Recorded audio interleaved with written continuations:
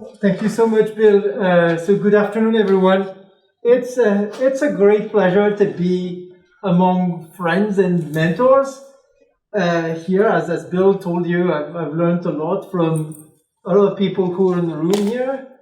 And so I'll jump right in. But what I want to say is, for the students here or on Zoom, I'm going to be here this afternoon, and really my focus is, to get your feedback, but also to see if I can help you guys, or at least, getting something started in terms of a conversation, because apparently I'm only an email away.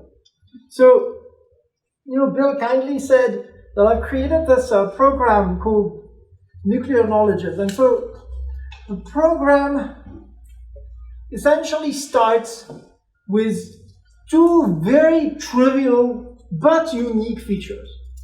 The first one is to say that we're strictly transparent and independent in terms of funding. So this is the first program in France that refuses funding from any stakeholder in the nuclear weapon-related issue. So we're not taking money from, for example, the Ministry of Defense of France or the manufacturers of nuclear weapons or anti-nuclear organizations. The funding exclusively comes from institutions that assess, scholarly work on the basis of double-blind peer review. And so essentially we now become able to problematize conflict of interest in the production of knowledge. That's feature one, which, if things were in order, should be trivial. It's not, and no one had done that before. It started 5 years ago, and everyone is so happy that they're really angry at us for claiming that thing. The second feature, which you will see in the presentation of the argument, is that the starting point, and I was just having a conversation with parents about this very point, is that the starting point of the book and of our research design is to engage with documenting accepted knowledge and available evidence, and either filling the gaps or explaining why those gaps persist. And so that requires interdisciplinarity, not because it is fancy, not because, we want to, do it, but because some questions require it. And you will see through the presentation that luck being one, if you want to account for the role of luck, you can't just do the things I like to do, which is craft concepts. You have to do more than that. Similarly, if you want to assess credibility, you can't just read archival documents. You also need to do technical analysis. So this is essentially what we're going to talk about in this presentation on rethinking nuclear weapons choices. We're going to talk about what my friends at the Nuclear Knowledges program called the Little Yellow Book. And since it's about choices, essentially I'm going to make a very simple argument. I'm going to say, look, democratic choices, they have two requirements. The first one, if we want to call it a choice, it needs to be more than one, right? But the second thing is, those choices need to be justified consistently. And so, as you will see, one of the core claims of the book is to say, if you want to advocate reliance on nuclear weapons for national and international security, for the open-ended future, you need to believe in a set of judgments which are not the ones that are publicly stated. It's possible, but consistent justifications would look different from the one that we actually have. And similarly, if you want to rely on not nuclear weapons for the same purposes, then you need to also accept a series of judgment claims and imagine futures. The point of that book is to clarify what those judgments are. And so my starting point really is that a common claim in the press, in the mainstream scholarship, is that, we're going to talk about managing nuclear realities. There's no serious alternative to nuclear weapons policies. We can improve the margins, improve safety, but possibility of really rethinking the entire scope is essentially out of the project of the field, I would say. And to try to assess that, I go after 4 common counter-arguments, which I think, and you'll tell me if I succeed, I think I disprove in the book. The Monterey community is going to be dramatically familiar with the first one, because that started as the Non-Proliferation Review essay that Bill mentioned. So the iron law of proliferation that constrains choices, if that's true, and if that's a macro law of history, then obviously all you can do is manage. The second argument that would go against what I'm saying is that we don't need alternatives anyway, because we have avoided unwanted nuclear explosions so far, out of perfect control over nuclear weapons. Therefore, so far so good, let's just continue on with what we did. And this is where the luck point comes into play. That's also very much what I have experienced as a French perspective in the NPT review process. The emphasis on the perfection, the 100% assurance. Good, thank you. I'm glad I'm not saying it. Great. I couldn't resist, I'm sorry. No, perfect. Okay. The third is there would be already an adequate debate among experts leading to best policies and possible alternatives, because after all, that's what experts are for. But one of the claims I'm making is that the setting in which experts operate already unduly narrows what they allow themselves to propose and to think about. And the fourth argument, which is going to be a little more exotic for you, because it's mostly true in France and the UK, much less here in the US, is the claim that there is popular support for the policy. In France, that takes the name, we call it le consensus, and in the UK, they just say occasionally, anyway, people support, Trident, and we're all good. And so once, in the presentation, I'm going to go through all 4 of those and try to convince you that they're either incorrect or incomplete. Then I'm going to conclude with, clarifying the justifications for different, future-oriented policy choices. Okay, let's jump in. So the first counter-argument is that there would be an iron law of proliferation that would make alternatives impossible. Usually that takes that form. It just looks like that. It's this idea that over time, nuclear history is the history of proliferation. It's just over time, an increasingly large number of countries and actors, because now we're talking about non-state actors, are simply acquiring those weapons. So, contrary to several experts' claims, horizontal proliferation is at historically low levels and has been, at least since the end of the Cold War, and the focus on proliferation overlooks the majority of cases which display an absence of nuclear desire, because essentially this focus on the inevitability of proliferation creates an implicit assumption that nuclear weapons are inherently desirable. And so we're going to essentially see that this is not the case. It also obscures the fact that the P5 have played key roles in fueling nuclear desire and spreading technology while invisibilizing their responsibility. Hear me out. I'm not saying that at no point did they try to do non-proliferation. They certainly did. But the point remains that today, if we look at the nuclear weapons possessing states, none of them has reached that point without the help of at least one P5 member. Okay. So Bill and several others know that. I can't draw. But the people at the cartography department in Sciences Po are extremely talented, and so they create graphs which are going to be much more eloquent than I would ever be. So essentially, if we take back the graph of proliferation history that I just presented and wanted to argue against, see, if we continue that line, then we would be in a world in which there are 16 nuclear armed states. So luckily, we're not in that world. If we look at simply nuclear weapons possessing states, we're much more in a world that looks like this. And here I've just made 2 rectifications in comparison to the usual narrative. One is to treat Pakistan as a nuclear weapon state starting at the end of the Cold War, because we have signs that the arsenal is completed before it's tested. And I'm essentially treating Smiling Buddha as a moment of nuclearization in India. So if you do that, it looks like this. This is more interesting, and I think this is more of a contribution of the team.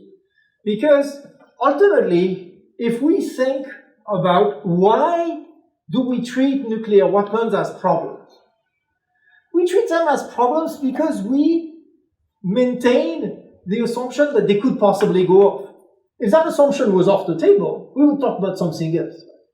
So if that's the problem, then we should not just look at the number of nuclear weapon states, the red line. We should also look at the number of nuclear weapons programs over time, which we're already doing. That's the hatchet part of the graph. We should also look at the hosting states and their evolution over time, and that's much more rarely part of the proliferation picture. And so, if you look at all three of those indicators, you see that from 1990 onwards, we are at a historically low period of proliferation, regardless of the indicator you choose. This is true across indicators. Similarly, if you look at the time between two newcomers in the nuclear weapon state crowd, we're also in an exceptional period. So since North Korea in 2006, we're 16 years after North Korea. This is the first and possibly the second, we can argue, time that there has been 15 years without a newcomer in the nuclear weapon state group. I'm not saying that tomorrow is a rosy picture and that proliferation cannot happen again. Certainly not. I'm simply saying we should amend our understanding of nuclear history and of the drivers of proliferation to be able to better account for what comes in the future. And here, for those of you who thought like Benoît is making it too easy for himself, this is evidence that I'm not. Because if I wanted to make it too easy for myself, I would have shown you only the graph to the right. Because on the graph that you've seen so far, we're only looking at states that have had nuclear weapons-related activity so far.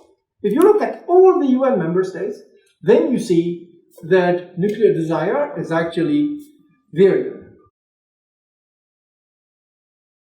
And so that's the point I was telling you earlier. And really the conclusion, which is just an expanded and kind of strengthened version of the argument of the oracles piece with like 10 years or more of evidence, is that renunciation is more frequent than maintained proliferation in three ensembles of states.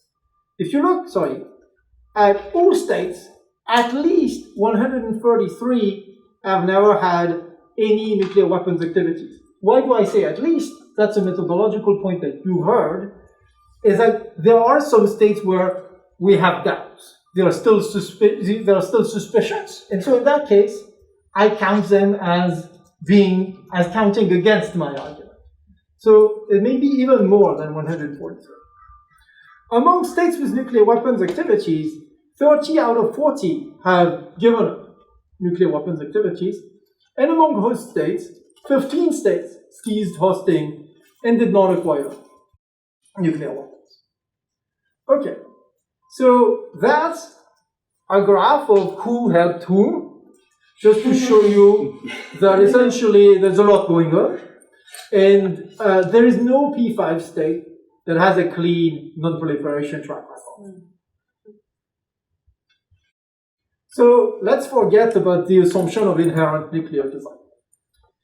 The second assumption that makes our work look entirely irrelevant is the illusion of perfect control over nuclear weapons.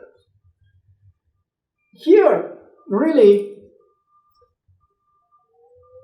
I want to start by saying, since the 1960s, a very large number of US, UK, international organizations heads, I'm thinking about Hans Blix most recently, but here you have former Stratcom commander Lee Butler and former Secretary of Defense Robert McNamara, invoking one way or another the role of luck in the avoidance of unwanted nuclear explosions.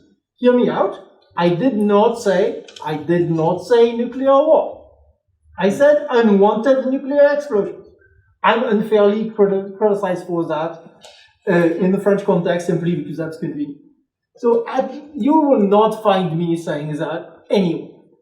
I've made many other mistakes, not this one. So the point here is not to take them by their word, but to observe that those declarations are declarations against interest.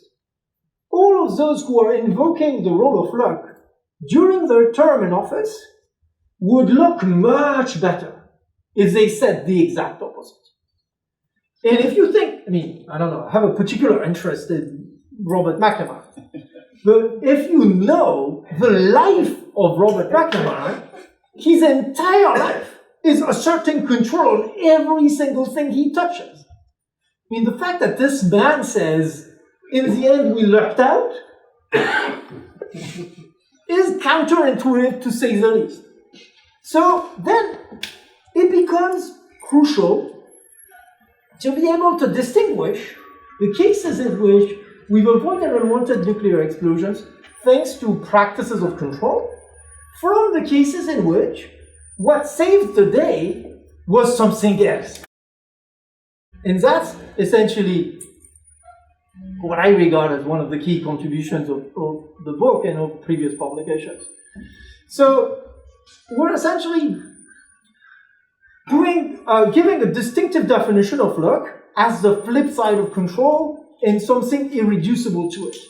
So there are three modes of luck. There is a lucky case if what avoided unwanted nuclear explosion is thanks to the failure of a control practice, independently from control practices, or in spite of the failure of a control practice. The last one is good news because it's a sign of structural robustness, but it's still not a success of control, and it shouldn't be treated as one. So there is a work of distinctive definition. Then there is empirical investigation in archives in France, the UK, and the US. Again, I'm being quick. I'm happy to give you specifics of anything I'm talking about. So empirical evidence from France, the UK, the US, and a typology and illustration of its modes of denial. Because from the moment when that work appeared, there was an effort at obviously claiming that it was false. And essentially this is really illustrative of how you try to deny, a finding that is so simple that people should have found it 4 decades ago. Oh, no, I forgot to tell you something really important. Because if you're not happy about what I find about luck, you should think about the fact that this finding is heavily dependent on the ability of primary sources. In the US, I had to go and bother an 87-year-old widow to get the primary papers of Robert Purifoy in Texas. But actually, that shouldn't be the case. More people than Eric Schlosser and I should have cared about that. But the point here is, if you assume that my treatment of luck is complete, that means we've had multiple cases of luck in the US, multiple cases of luck in the UK, and that's assuming that in all the other nuclear weapon states, where we know much less and sometimes almost nothing about their cases of mismanagement and close calls, that would assume that all of them have had a perfect track record. What's the likelihood of that? So it's very likely that my assessment of luck is an underestimation. And obviously also, if you think about the Cuban Missile Crisis, which I spent a lot of time studying, it took us 3 decades to uncover satisfactory evidence of the limits of safety, limits of control. So the people who also are critical of me and say, see, the last 3 decades, nothing has happened, they're either stupid or disingenuous, and it's not my business to decide which of the two. So the third counter-argument is that there would be already existing adequate debates among experts. And here I'm going to tell you a little bit about France. Most experts in France, and in the mainstream of policy analysis, accept key assumptions of what I've called the proliferation paradigm, which I've described previously. And Bill very favorably described the 2010-2011 Oracle's piece. But, one could also describe it as a massive failure, because the reason why you publish those things is in the hope that things will change. And so people still cite it because it's still relevant, precisely because nothing has changed. So that's a massive failure, I confess. So experts consistently make 2 methodological mistakes. One is that, and again, you've heard, that when you do policy assessment, you should not, never, take the categories of official discourse as neutral analytical categories, or take the normative judgments that come from the making of the policy as neutral and uncontrovertible. All French experts do that, and as a result, policy assessment turns into, I guess the musical term is incantation. And so obviously, I'll pause for a second. It's okay, France didn't have. So obviously the absence of alternatives makes, and here I'm talking about expert alternatives, because the idea precisely will be, the alternatives are activists. And that's one of the problems. Because then there is this assumption that there is only such a thing as an anti-nuclear activist. There's no such thing as a pro-nuclear activist, which is a misunderstanding of the structure of the field. So the absence of alternatives makes nuclear experts unaccountable for being wrong, for example, in over-predicting proliferation, and incentivizes them to continue, which they do, happily so. And so you could say here, okay, but what if the public is in favor of delegating this issue to the expert?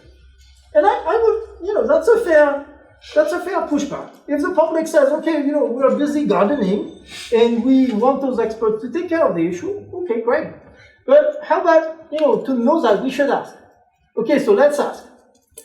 We did ask in June 2018 YouGov survey, and what you could see on that graph is simply that there's not a majority in any of the European nuclear weapon states or hosting states. There's never a majority that says, I appreciate not to have to worry about this issue. And a large share of them say either that they should be consulted or that they should be given a choice. Happy to discuss about the specifics and even to give you the survey results, because I, realize that this is, that there are limitations on surveys. What do? We take the same pollster as the government survey, and we replicate the survey a year later. And so the results are confirmed. So we can't just, normalize that as, no, that's fine because the public wants it that way. No, they don't. At least not that. Fourth and final claim. Why is Benoît bothering us? Why isn't he just, visiting friends in Monterey and talking about other stuff? Because there would be consensus already anyway. So there are massive methodological problems again with existing surveys and claims of that kind. So the first thing is there is a lot of answers but not a lot of questions, right? So a lot of people make claims about what the public wants, not that many of them care to ask. And when they ask, I actually interviewed and went into the design of the entity that does the survey every year, which is the communication department of the French Ministry of Defense. What they do is I mean, it's teaching material. It has everything you should never know. So essentially, what they do is they take the official category. So here I'm translating, but they don't say nuclear weapons. They say the deterrent. They also assume that nuclear weapons do deter, always deter, and only deter. They don't have any other effect. They also assume that no other weapon system would do that, ever. And so from the moment when you've incorporated all of that, the question is, for French national security, do you want conventional weapons, nuclear weapons, or both? Given that you haven't talked about any of the trade-offs, the question is, for Christmas, do you want one ice cream, two, or all of the ice cream available? And guess what? Everyone says they like ice cream. So, what is measured is not support for the policy. What is measured is the efficacy of a communication campaign. And so, what makes me, I mean, here I'm just making fun of it, but what is just really sad is that people who call themselves experts critically repeat that as evidence of consensus, which is laughable. So, again, in the face of that, what do? You just do the work. And this is why I was telling you earlier about the importance of the interdisciplinary dimension of the nuclear knowledge esteem. As you probably supposed from what Bill said, I'm not a public opinion person. Not at all. No, I wasn't trained as a public opinion person. I'm trained as a political theorist. So I hired not just a poster, but also a postdoctoral scholar who was a designer of public service. Similarly, I mean, there is an argument that we're making that I'm not going to talk to you about immediately, about the credibility of the French force de frappe, which required technical analysis.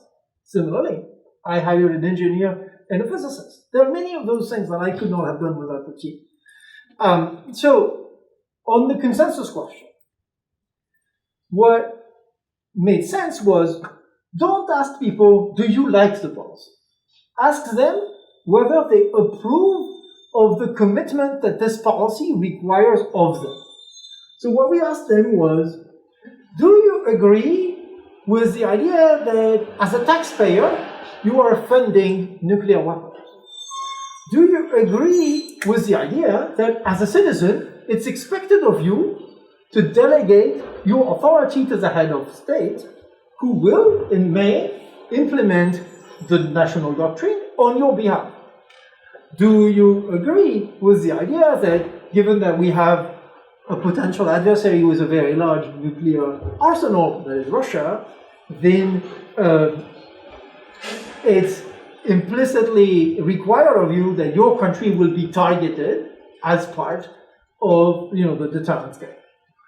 So if you ask them that, and you ask them in France, the UK, and in the hosting state, in terms of active support for the policy, you get at like ridiculously low level. But if you take it as, okay, let's be a little more lenient, and let's take any form of non-opposition as support. You have a larger number, but still we're far below 50%. And by the way, also, the very simple work that everyone could have done before is that you actually go look at the archives. And in 1951, there are surveys that say, are you in favor of France acquiring nuclear weapons? Yes, less than 40%. So the idea that, in the Gaullist times everyone loved it, that's also false because you've also not done the work. And then the question becomes, okay, did the French public support nuclear testing in Polynesia? Guess what? No, they didn't either. So the specifics are in the, and all it takes is just, So if you actually ask those questions, total agreement with both of those requirements, just have one's taxes used to fund the arsenal and be targeted, you get like perfect agreement, like at 3%. Partial agreement, under 12%, and this was true in the 2018 and 2019 surveys consistently. So here, what I'm telling you is not that the French public is massively opposed to the policy. No. I'm telling you that it's not true that a majority is in favor of it, and that what we find is that ultimately what this policy has produced is not consensus, but popular disengagement. What it has produced is a majority of people feeling that this is out of their hands and they're giving up on possible participation on that topic. And this is quite serious. Okay, so the conclusions are going to be a little long because, I'm wrapping up on a few cents. This is why we're getting there early. So what I hope I've convinced you of is that there are 4 key usual justifications of existing nuclear weapons policy that simply do not hold. The inevitability of proliferation, the absence of unwanted nuclear explosions due to perfect control, adequacy of expert debate, popular consensus. Then, and that's why it's called Rethinking Nuclear Weapons Choices, then alternatives, hence democratic choices, become possible. Again, and I'll just say it one last time, those findings only became possible thanks to a strict commitment to independent research, which anyone could have done in the last 3 decades. And this is my particular point for you students. If you want to remember one sentence from this presentation, please remember this one.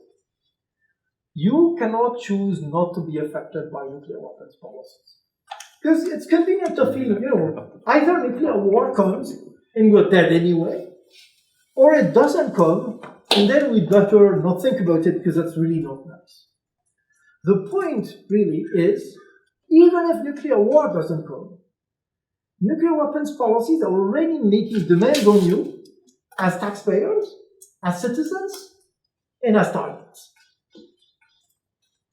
So you cannot choose not to be affected. You can choose to be active or passive vis-a-vis those issues. Now, what are the implications of Benoît being grumpy? Essentially, I think the key implication, Sharad knows some of them that we're not going to talk about. So one of them is simply that if we choose to rely on nuclear weapons for security for the next 7 decades, I say 7 decades because the French Ministry of Defense, Minister of Defense, Madame Parly, said that the next generation of submarines that we're building are going to sail until 2019. So that's 70 years into the future. So consistent justifications for this are not what the public justifications are. The public justifications in the press, in the expert conversation, in the posture review are nuclear weapons protection. No, they don't. And, anyone seriously in the strategic studies community from the 60s knows that. We can't make claims of protection. We should say nuclear weapons are a security policy that bet on vulnerability as a condition for security, provided that there is no accidental or unwanted explosion, and provided that the other party is not taking the risk in striking first. That's not a policy of protection. You remember the presentation on the broken umbrella that I did in 2011, and I'm still kind of stuck with this. When we mean protection, we should say protection. When we mean vulnerability, we should say vulnerability. The second justification is horizontal proliferation is the law of the land. You see that in every single... So no, it's not.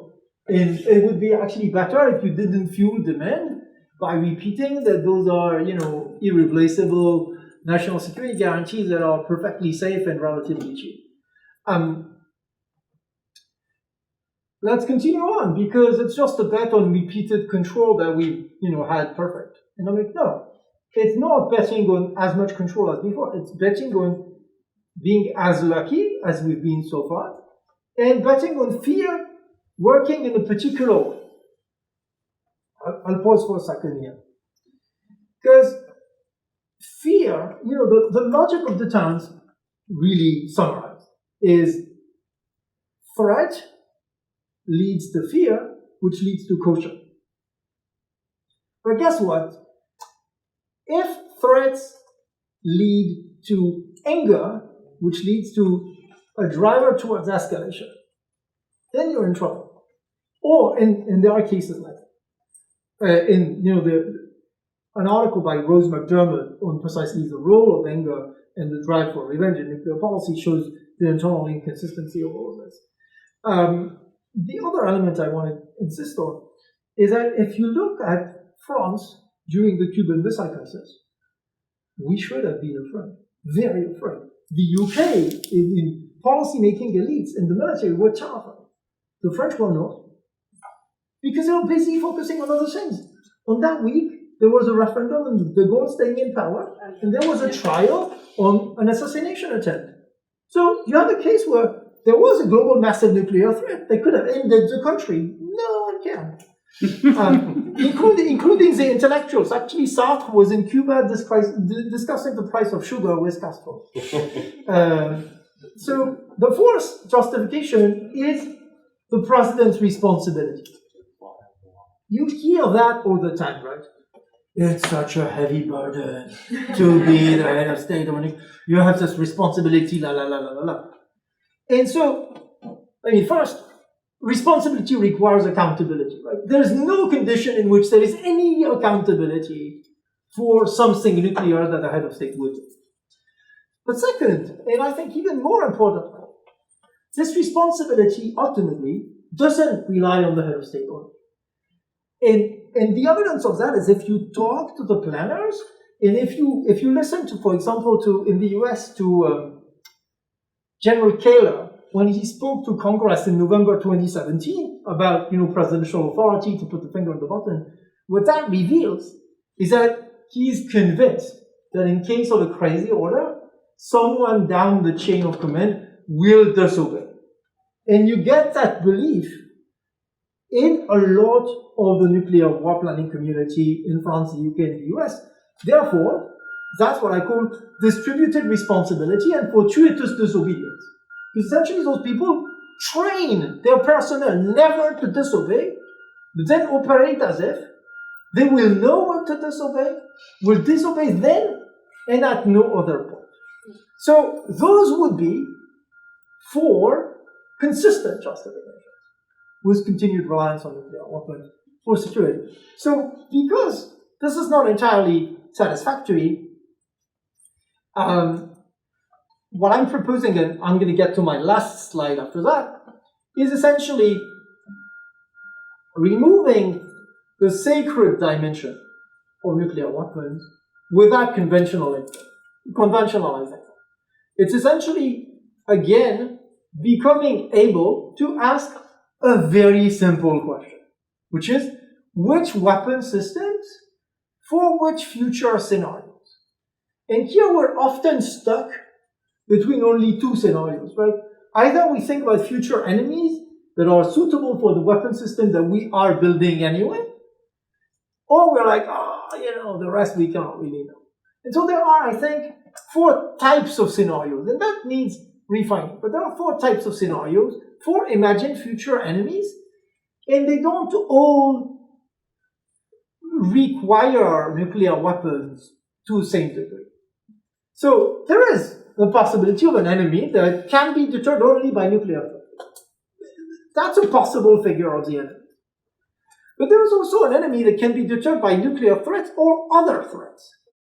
And then, in that kind of strategic landscape, then you would be able to diversify a little more how you imagine your arsenal.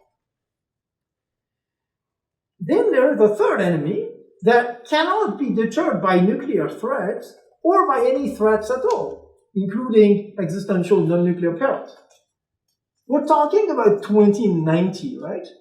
So if we all die because of climate change and biodiversity collapse before that, which is plausible, are we going to say, in the meantime, there was a success of nuclear deterrence? Or does the notion of success of nuclear deterrence require that there's something left?